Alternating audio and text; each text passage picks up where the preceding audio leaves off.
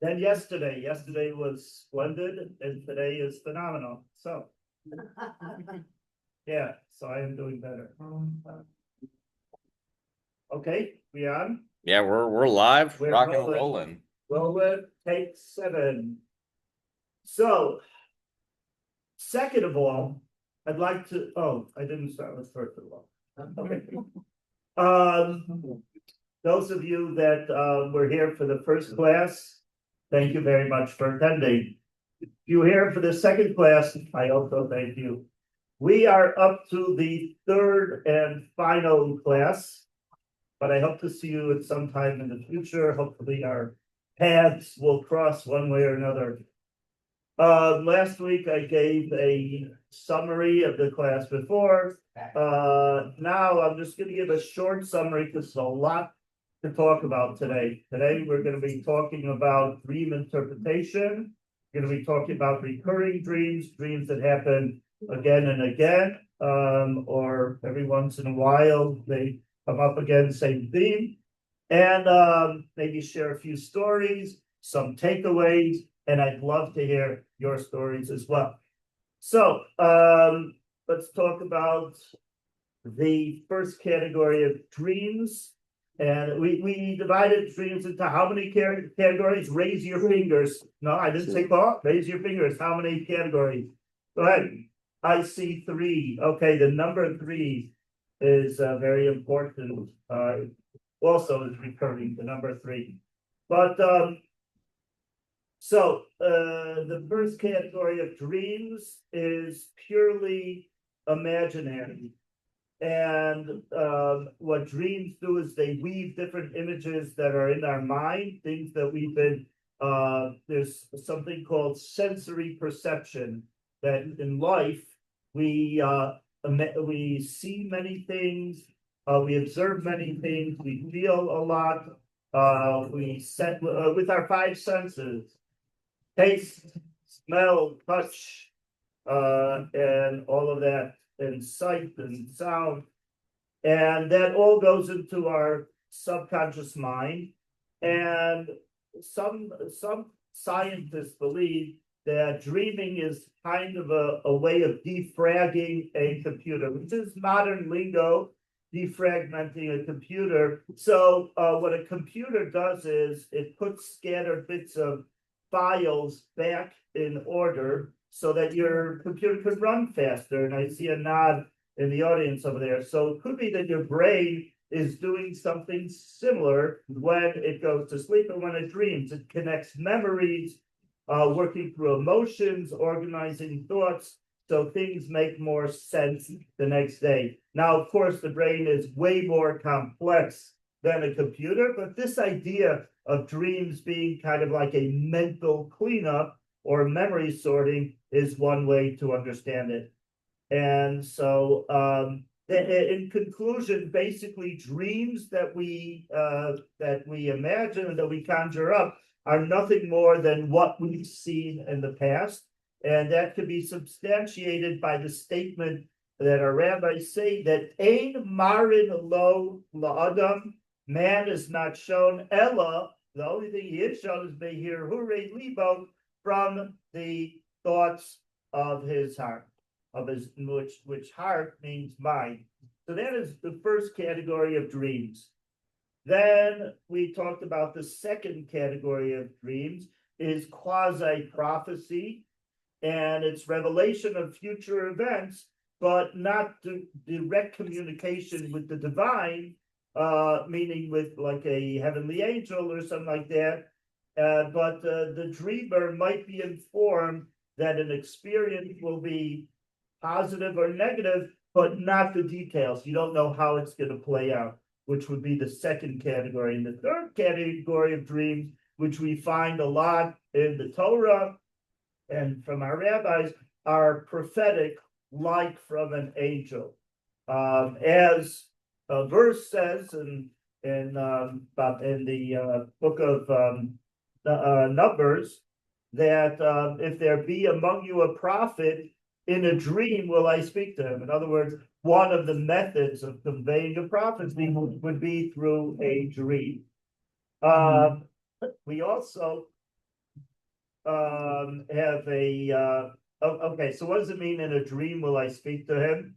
So we have the I don't know, the metaphor that's brought down in the Torah, that there's a pasuk, there's a verse that says v'chalomos hashav yidaberu, and dreams will speak nonsense or falsehood. Now you could read that either is do dreams speak nonsense? No, of course not. Or you could say they do speak nonsense. So there's something called wheat and there's something called chaff. So a true dream would be compared to wheat, and dreams that are just the products of our imagination would be the chaff. So that is the third category of dreams. Number one, fantasy dreams, and that comes from in the Talmud. It says that it comes from a shade. A shade is a Hebrew word, and it's kind of like a bad demon, but we don't mean like demons with pitchforks or devils. But in other words, it comes from false sources or the power of the imagination, which would be the first category. So in that sense, that the dream is false and merely a product of our imagination. The second category would be the influence of astrological forces, and it would be a general, maybe you could call it clairvoyance, but some sort of intuition about what's going to happen in the future. And then we have the final, the final category, where dreams have dreams would come from the divine source, a malach. Okay, I want to jump now to dream interpretation, and unfortunately, the slides this week are not going to line up.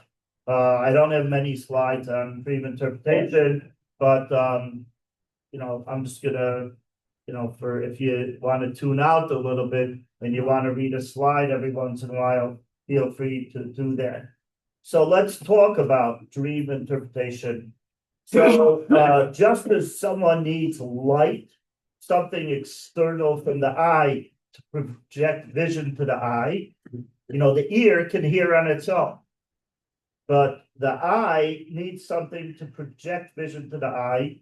So too the dreamer that walks in spiritual darkness depends on the interpreter to provide spiritual enlightenment. So the job of the interpreter is to take those images that are symbols and to bring them back to their original ideas. So a question that we could ask is, we know that there's this concept of dream interpretation. Joseph interpreted the dreams of Pharaoh and the ministers of Pharaoh. The brothers on the spot were able to interpret the dreams of Joseph with regard to them. And Nebuchadnezzar needed assistance as well in interpretation. And we learned in the last couple of weeks that for a dream to play out, it needs interpretation. Otherwise, it's like an unopened letter, a letter that was never read, and it's neither here nor there. So now that we know that there is this concept of dream interpretation, and that's important to have interpretation in order to know what's going to happen with the dream. So where does the interpreter, the person that is deciphering the dream, where is he getting his information from? Is it merely intellect? In other words, he's a smart guy and he's able to interpret it. Or is it something that comes from assistance and guidance from God? So let's take the examples that we've been discussing. You have Daniel, and this was in Babylonia, and he was the advisor to the king Nebuchadnezzar. So Nebuchadnezzar has his dream about a statue, golden head, and a body of silver and clay feet.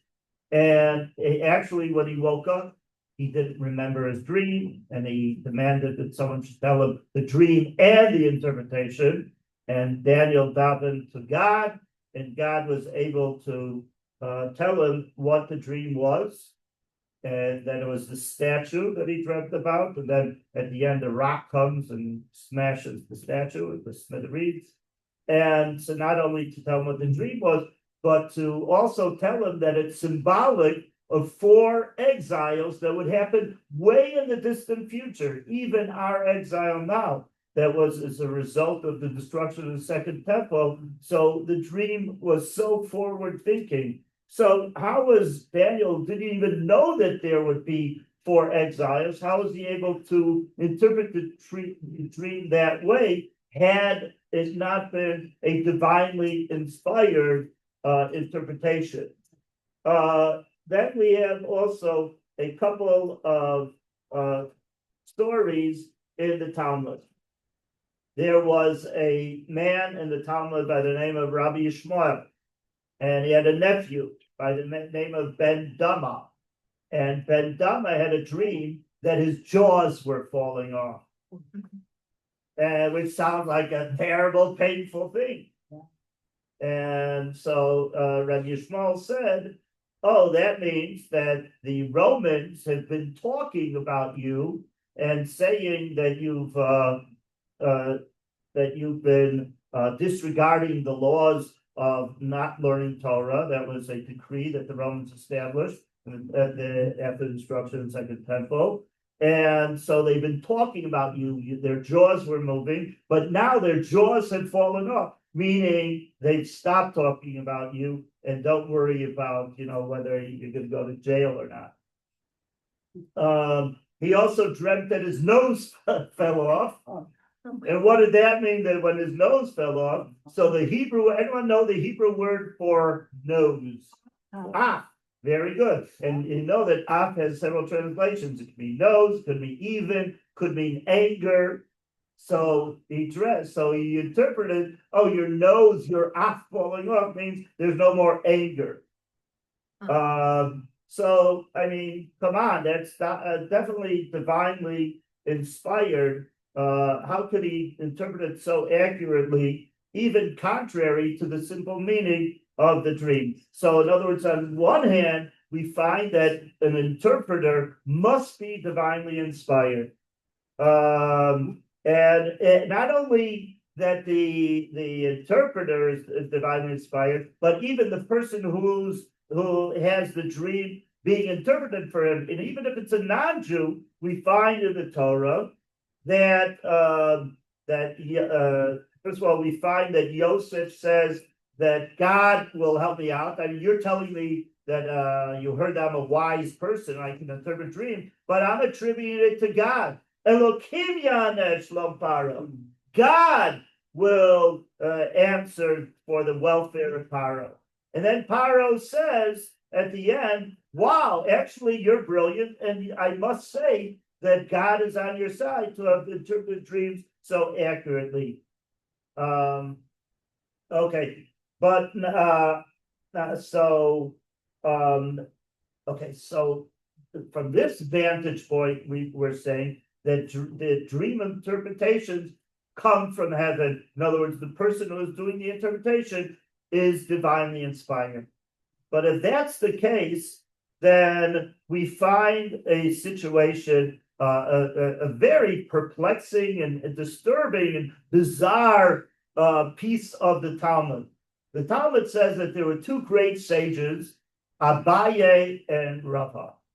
Abaye, there was a dream interpreter, an interpreter of dreams whose name was Bar Hedya. And so Abaye, as it happened to be, Abaye and Rava both had the same dreams. And there were several times that they went to get them interpreted. And each time, both of them had the exact same dream. And so they went to this guy, Bar Hedya, who was an interpreter. And Bar Hedya said that if you pay me money, I'll give you a good interpretation. So he was like, he was capitalizing on his knowledge of interpreting dream. So one time, I'm just going to give you one example, but there are many examples. So one time, Abaye dreamt, and so did Rava, that there was a head of lettuce on a keg of wine or beer or whatever it was. So Abaye paid him, and Rava didn't. So let's see what happened. So Abaye said that they were both in business, as it happened to be. They were scholars, they were Torah scholars, but they were also businessmen. So to Abaye, who paid him, he said, so you're talking about a lettuce on a keg. The keg is the source of your income. And the lettuce, you know how lettuce comes, that it's folded and refolded. That means your business is going to double and quadruple. Okay, that's a great interpretation. And as it were, that's what happened to the business. Rava, on the other hand, refused to pay him. He said, no, what are you making a business out of this? Just interpret my dream. He says, oh, you dreamt about lettuce? You know, lettuce is one of the things that we use at the Passover Seder, and we have it with maror, with bitter herbs.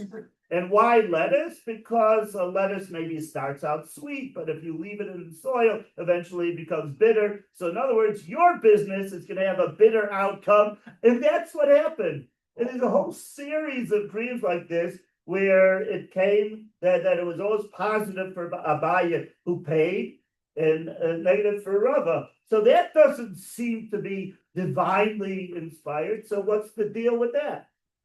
So that's one question we could have about dream interpretation.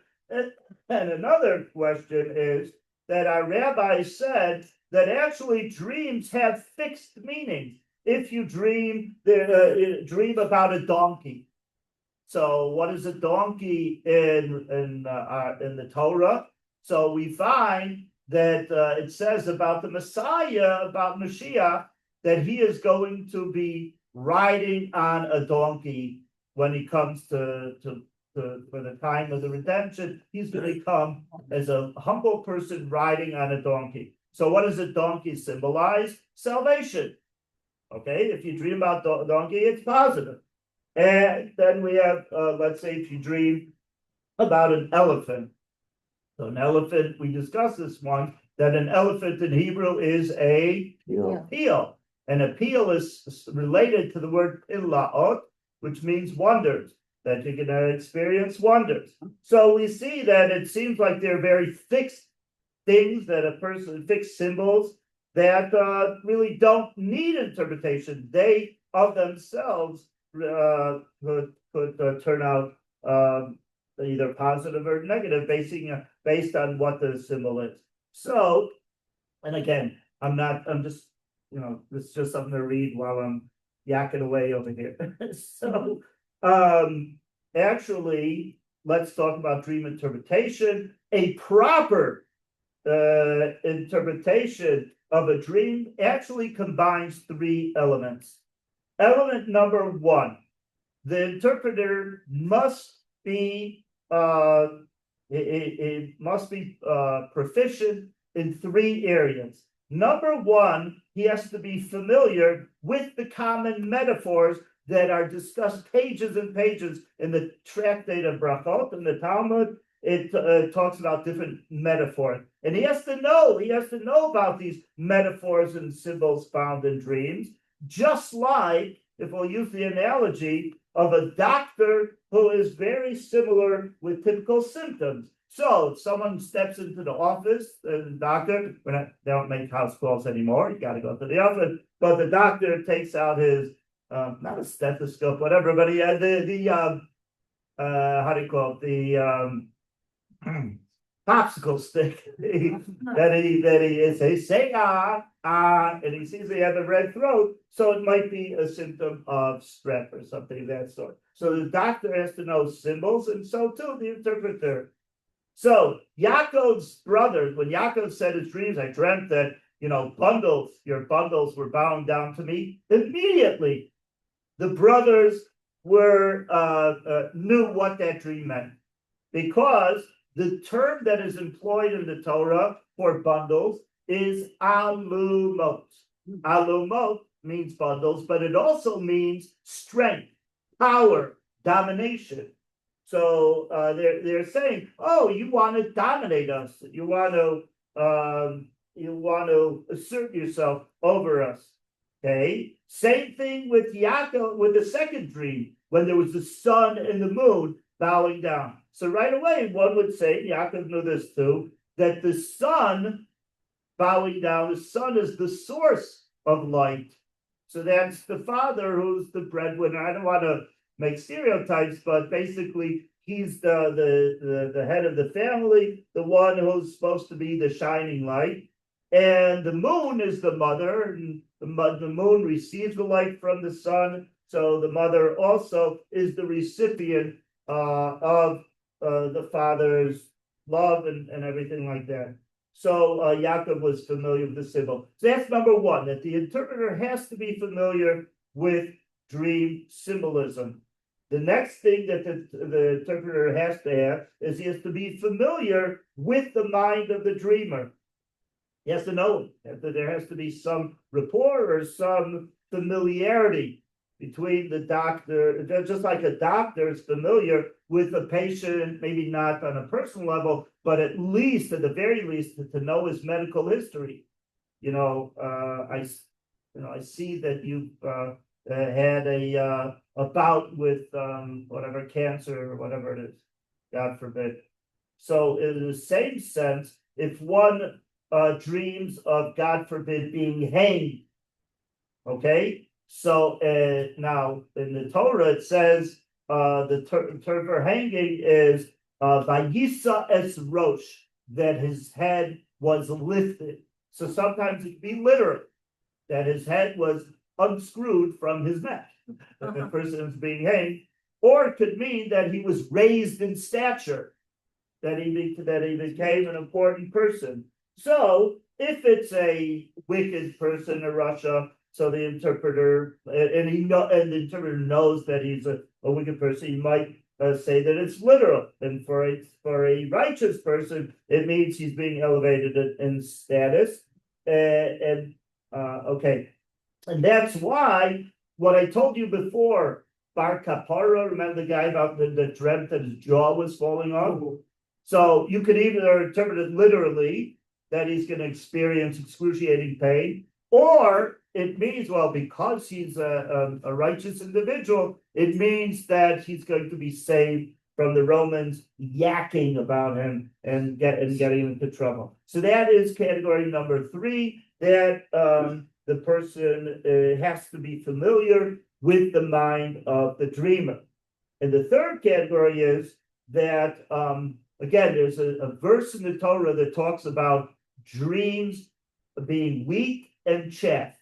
That every dream, even the most true dream, has some nonsense connected to it. So the dream itself, the kernel of the dream, is the wheat. That's what's pertinent, and the chaff is what's rubbish in the dream. So that's the job of the interpreter, to be able to analyze a dream and to be able to detect what is the wheat part of the dream and what is the chaff. One last thing, though. Even where the interpreter is found to be fluid in dream symbolism, and is able to differentiate between the wheat of truth and the chaff of fantasy, and better yet, he knows the dreamer's situation to the core, it still might be nearly impossible for an interpreter to fathom the very depth of a divinely inspired dream. Only individuals, very important, who have attained perfection, like Joseph, like Daniel, like Rabbi Ishmael, like Rabbi Yehuda Nasi, who experienced divine inspiration, Ruach HaKodesh, could fathom the inner meaning of dreams, and they could tell exactly what type of dreams they're deciphering. Is this a dream that's just a product of our thoughts? Is this something that's from the second category that's connected to cosmic forces? Or is this something that is pure, divine? Okay, so that the fact that an interpreter must be divinely assisted in order to discover the true content of a dream explains why the commentators advise one to tell his dream over only to an individual who is God-fearing and wise. I was in Israel a couple of years ago. They have something in the city of Cologne that's fascinating. There's a house over here, got the name of it, but it's everyone calls it the blind house. You come into a house and it's totally dark, pitch dark. And there's different things, and there's different rooms and objects in the room, and you are led by someone who got Rahman is blind, and he's the leader. And he takes you around and he says, everyone I'll lead and hold hands and feel your way around, touch and try to think what's in the room, what are the objects. So by the end, it's like a half-hour tour in this house. And by the end, you can know what the blind person, what it's like, but not really, because as we all know, that someone who is blind maybe cannot see, but his other four senses are really, really, what would be the term for it? Sensitive and more powerful in a sense. In other words, their sense of hearing, their sense of touch is much more well attuned than someone that is able to see. So when God assists a God-fearing interpreter and a wise interpreter, so before that, a person that dreamed is like walking in a dark house, and the interpreter, with God's assistance, will be able to help him see the absolute truth of the dream. So this actually, okay, let's.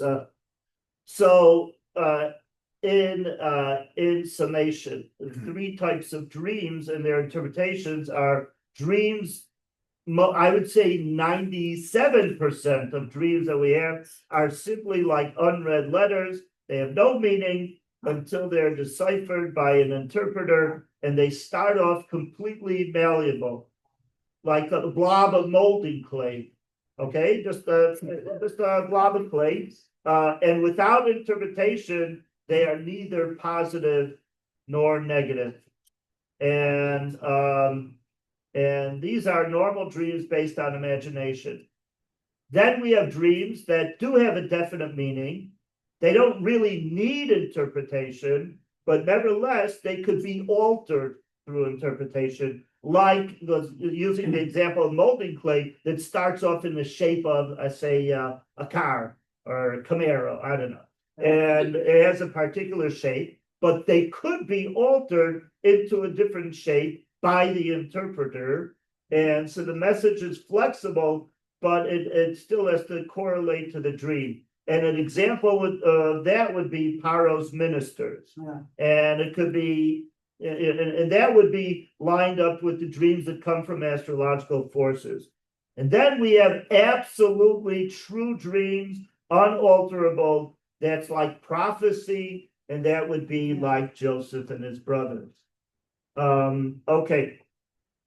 And I'm going to add something to that, and that is that there are three dreams that are fulfilled and can't be changed through an interpreter.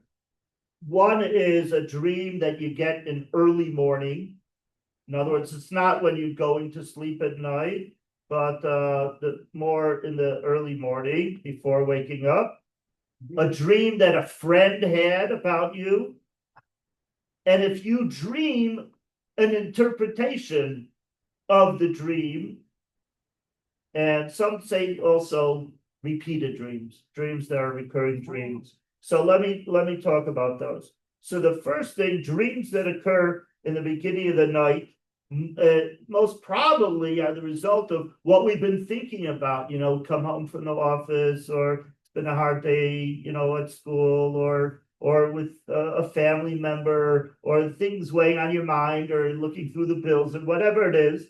And then, so the dream, if you have it at the beginning of the night, is probably a product of that. And to add to that, you probably have different external stimuli, which is or mental noise that is making that is bearing down on the dream. And the problem with nowadays, I touched upon this last week, that we have to admit that nowadays we're just overexposed to stimuli, whether it's things that we see or the music that we listen to or the food that we eat, especially if we eat highly acidic foods or sharp foods. Let's say you had for supper Carolina Reapers. Anyone's familiar with the different levels of you have jalapeno peppers and you have ghost peppers that peppers from hell. It's interesting, Rabbi Nachman of Breslov, and you're the Breslov Hasidim. So he says that the word malach, the angel, mem lamed aleph laf, is the same letters as ma'achol, food, mem aleph chaf lamed. So it might be from a malach, or it might be just because of the food that you ate. One of the reasons that the prophets were able to experience prophecy and dreams is because they were divorced from materialism. They led an ascetic life, and so that's why they were able to be proper vessels for holy dreams. Okay, and so that's as far as dreams that occur in the beginning of the night. Also, if you dream about yourself, that means you're preoccupied with yourself. But dreaming about a friend would be more objective. I'm sorry, what? You say beginning of the night. I thought you said early morning before. The beginning of the night is a false dream. The true dream come in the morning, and also true dreams is someone that you dreamt about a friend. So if you're dreaming about something about your friend, that might be more real than dreaming about yourself, because yourself, you're more preoccupied with yourself. But if you dream about a friend, maybe it could be a message to a friend. Also, dreaming and interpretation is also not a coincidence. And recurring dreams, it must be, there must be, or not must be, but it's very possible that there's a message over there. Especially, I feel that if it's someone that passed away and you're dreaming about that person again, that there's a message over there. I want to tell you a story that I heard this week, and it's a crazy story. So, but before that, I want to just give a disclaimer, and the disclaimer is that, like, a lot of the things I've been teaching you are from long ago, and things are discussed in the Talmud and the Torah.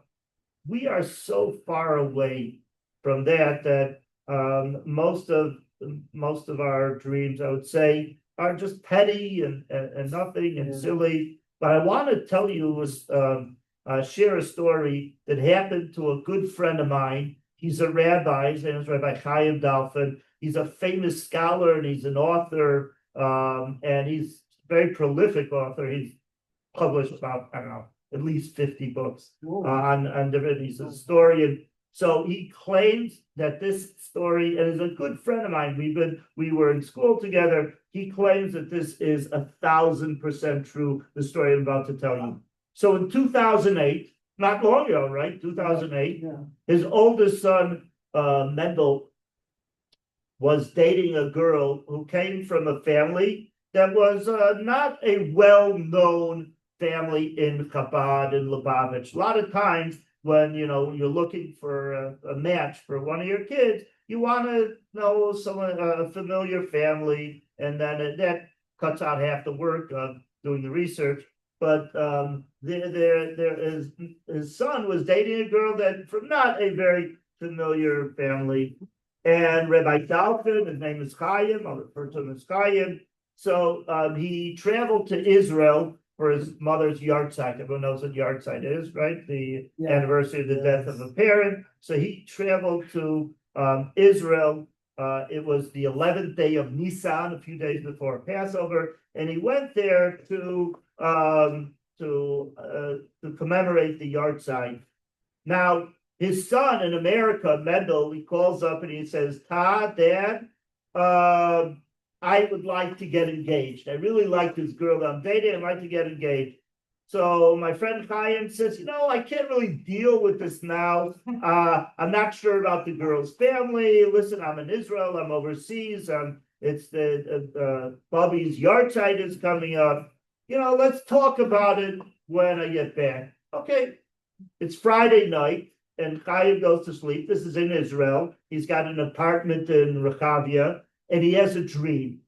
In the dream, the Lubavitcher Rebbe comes into his house through the front door, and he stands by a chair. He puts his hands on the chair. He's standing, and Chaim is standing next to him, and the Rebbe says, "You are going to make this shidduch. Your son is going to get engaged to this girl."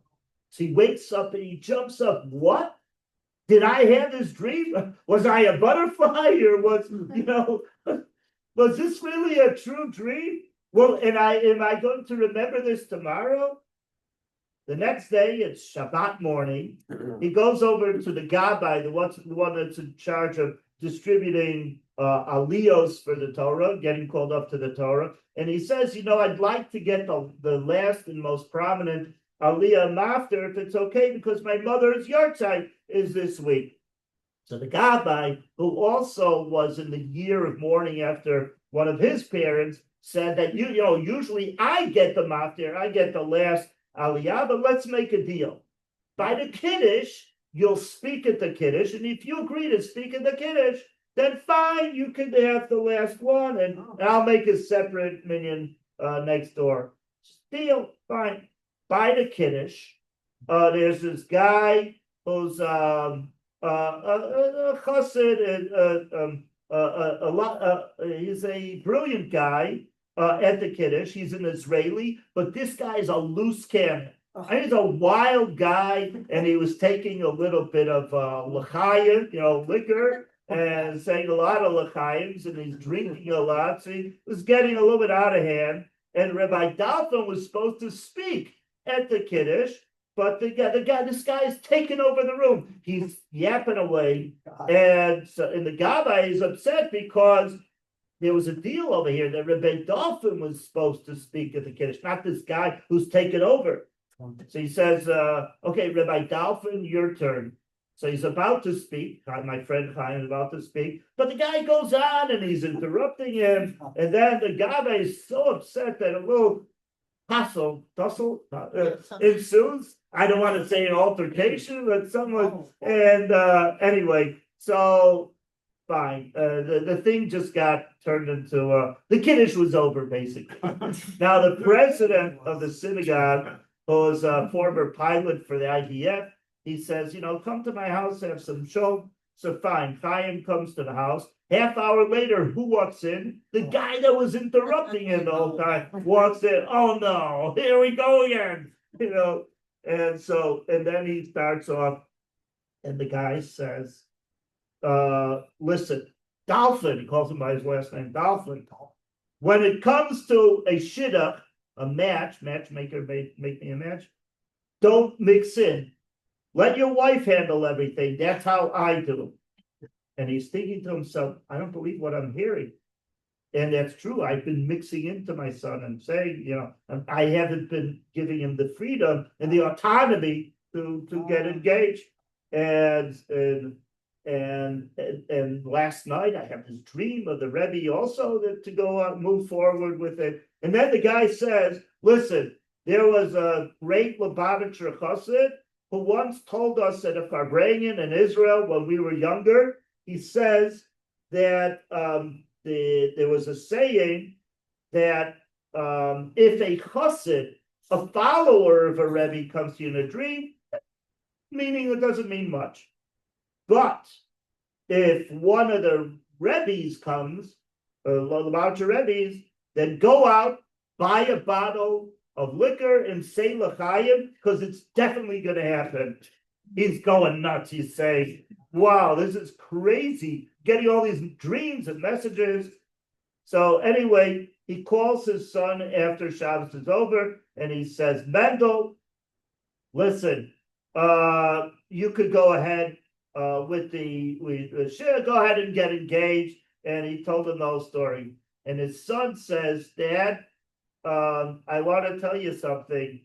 When we spoke Tuesday night, and you said that, just let's put it off or something like that. I went to the resting place of the Rebbe, and I davened, I prayed over there, and I also asked that the Rebbe in heaven should knock some sense into your head to give me the green light.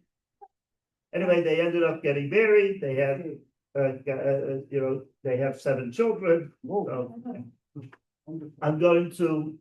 This is really the end of the lecture, but I want to tell you some advice that the Rebbe gives about what to do if you're really disturbed about dreams. And so some of the things he says is maybe check your mezuzahs, check your tefillin to see if it's kosher. He also says to give charity. Another thing is I want to tell you, this is interesting. Is anyone familiar with the synagogue on Devon Free? I was there. Yeah, you were there? Okay. So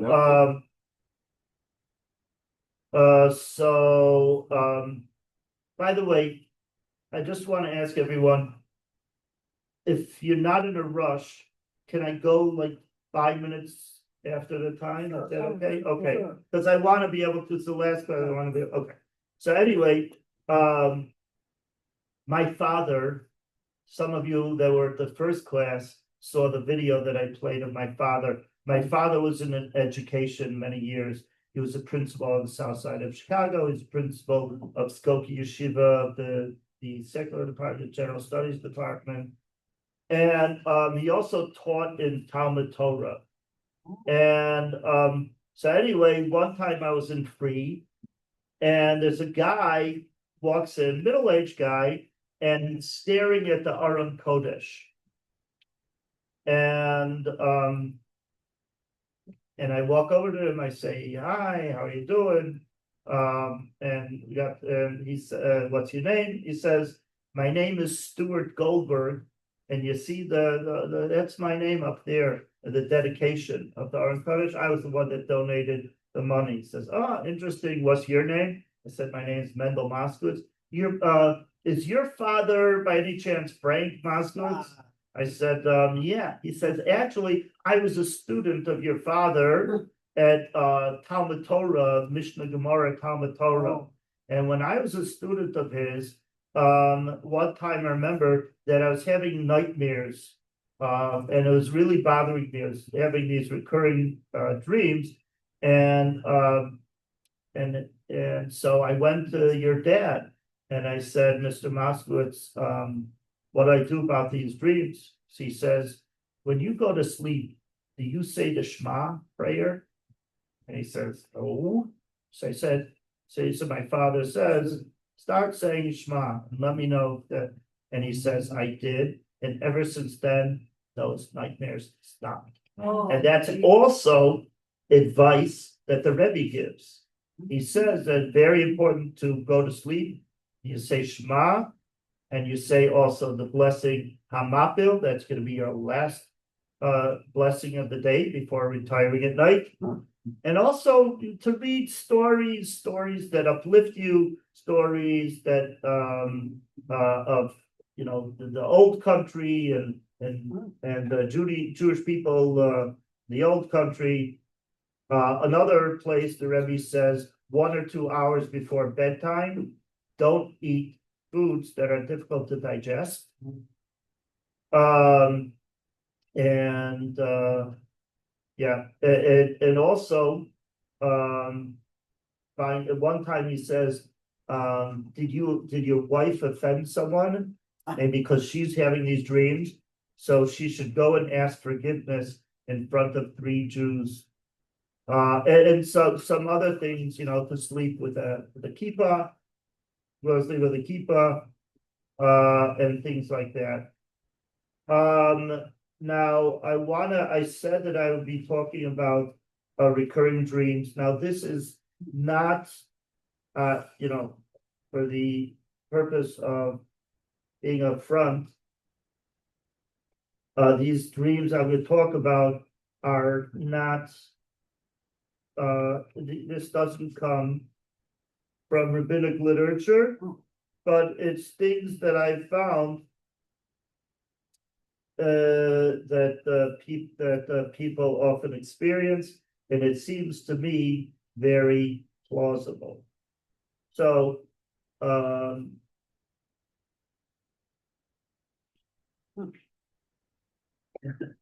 sorry, slide we up to. Okay. Oops.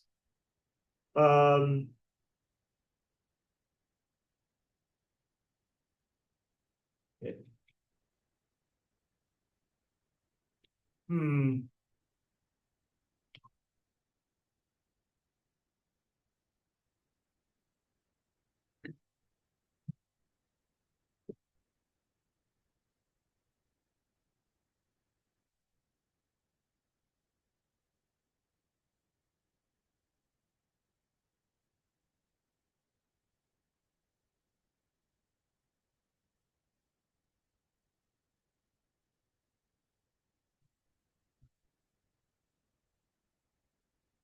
Sorry about that. Meanwhile, while I'm looking for this, does anyone have a question? I want to share anything?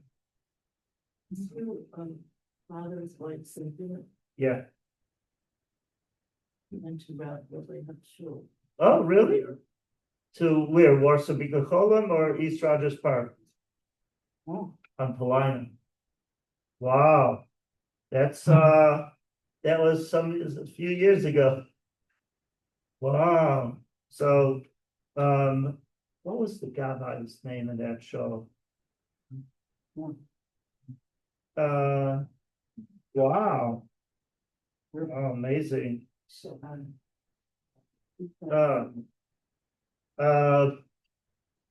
Anything else anyone wants to share or? Yeah, could I ask you, I think you said something about the dreams that come early in the morning. Yeah. They're more authentic. Yeah. Yeah, so someone like one of our Mechutanim unfortunately passed away like about. Before you continue. Yeah. For years, I've been wanting to come up with an English word for mechutin. Oh. And I want to put it in the Webster's or whatever in the dictionary. How come there is no word, Right. English word for mechutin? Could say an in-law, but it doesn't. The in-law, I'm thinking of either father-in-law or mother-in-law. Right. It doesn't, yeah, Right. go ahead, I'm sorry. It's just okay. one of my things. Yeah, it's true. Yeah. So he passed away about right before Shavuos, and I think a few days ago, like it was just very early in the morning, like I saw him. I just saw his face, he was smiling, that was it. Wow. So what is it? It's just like he's just saying hello. Just saying, like, yeah. Regards from heaven. Regards. And yeah. And that's huh? thinking of you. Thinking of you. Yeah. Right. It's could be very comforting, right? Yeah, for sure. I listen, I have unfortunately I have an older brother that passed away. Yes. My parents passed away. Oh, yeah. The Rebbe is very meaningful to me. And occasionally, they come around and I see them in different situations, and none of them really, in a scary situation or a threatening situation, but always, how I remember them.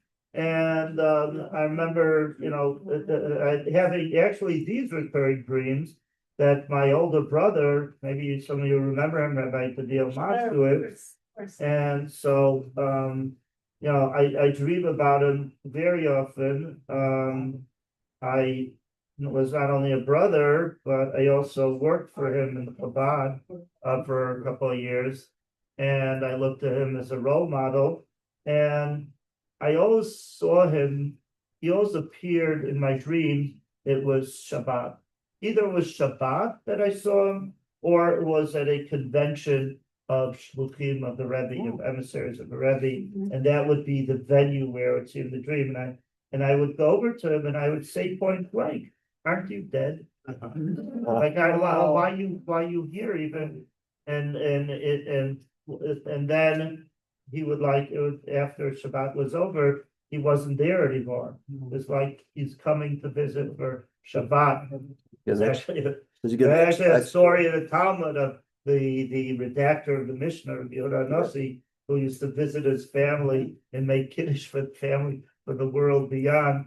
He would come and visit them every Shabbat, and then someone got wind of it and he stopped doing that. when your brother appeared on Shabbat, it's like the extra soul we get for Shabbos. Yeah, the extra soul. Did he speak to you? Did he say anything? No. You just see him. Yeah, just see him. It's funny, I used to think like also people that have these dreams. Mr. Stolen.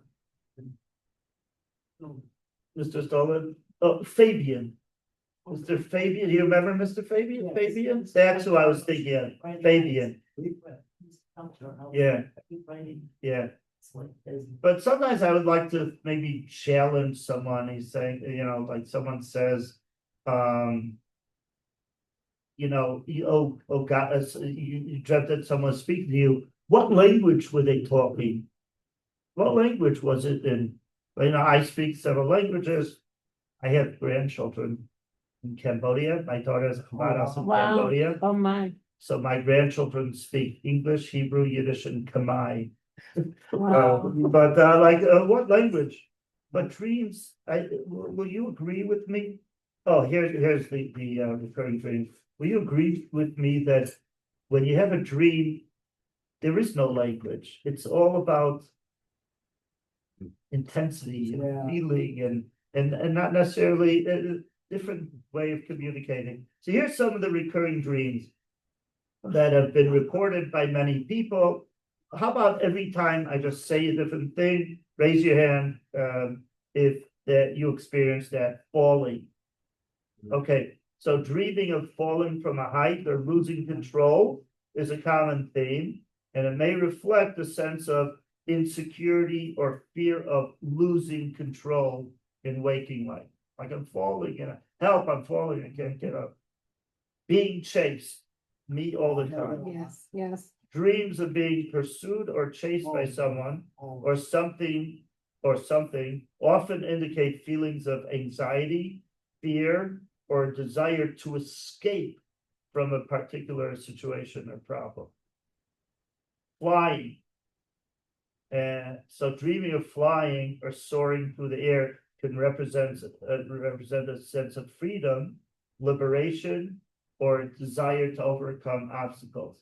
So me, when I'm flying, basically I'm standing vertical in my dream, and then I go like this, horizontal, and I spread out my arms, and like Superman, I'm able to glide across the sidewalk. So in other words, someone's walking the sidewalk, and I'm just gliding overhead, and then I get the feeling of frustration that I can't really control how high or low I could go, and I don't know.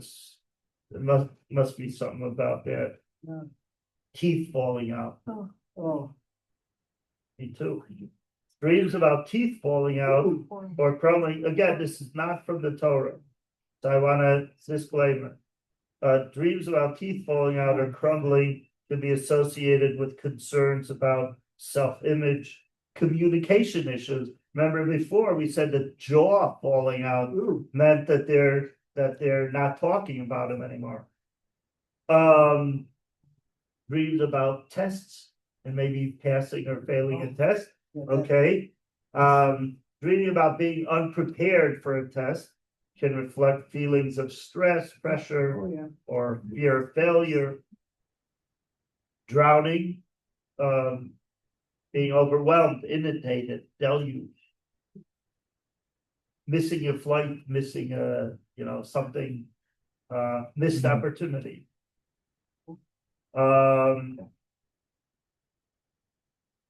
an out of control car. So many of these I dream about, pumping on the brakes and it not working. And, or the car's in reverse and I want it to go forward, but it's going in reverse and backing up. No, stop and trying to pump the brake. And then, about to crash. And then I wake up, like I'm dreaming. Like I mentioned this before, I'm dreaming. I know this is a dream. And I know this is not supposed to happen, and I gotta wake up, and then sometimes it works, and I wake up. There are times when I used to have dreams, and when I would realize it was a dream, I could wake up if I like tried to open my eyes really wide in the dream. It would like happen in real life. Yeah. Yeah. So I want to conclude by saying that someone, and I might have mentioned this before, but someone once asked the Rabbi why God created sleep in general. And why can't we just keep going? Can you imagine keeping going during the week and not having Shabbos and just keeping going and going and never having that chance to stop and pause and get to that oasis of which is Shabbos. He says otherwise there would be if there wouldn't be such a thing as sleep, there would be no such thing as tomorrow. If you didn't go to sleep, the day would never end. So now we have the gift of tomorrow, and it's a chance to recalibrate. So sleep is an experience where your soul enters an entirely different dimension, as the Medrash says, and it goes back to drink the waters of spirituality. And by going to sleep the right way, like it, saying Shema, having something positive to read before you go to bed at your night table, not in front of the boob tube, and going to sleep the right way. So our dreams definitely will be sweeter and purer. And most importantly, when we wake up, we go into life with a new type of celebration. So may you all have pleasant dreams and pleasant awakenings. Thank you very much. Thank you. Sure. Oh, yeah. Okay. Thank you. Okay, have a great day, everyone. Yeah. Appreciate it. Thank you so much. I have this about not being ready for Shabbos. Like I have all these guests and then I say, I forgot to cook. And then I was like, oh no, get the tuna, tuna. You're right, Yes. it's here now, Oh no, so you it's like- need to go. that's also like an overwhelm, is that it? Yeah, maybe, perhaps. Yeah. So what's the expression? Misha achal ba'erev Shabbos, Misha tarach ba'erev Shabbos, talk Shabbos. Right. One who prepares for Shabbos. Right. Maybe I have to go. Gotta go Yeah. the other way. It's hard for me to hear, I'm sorry.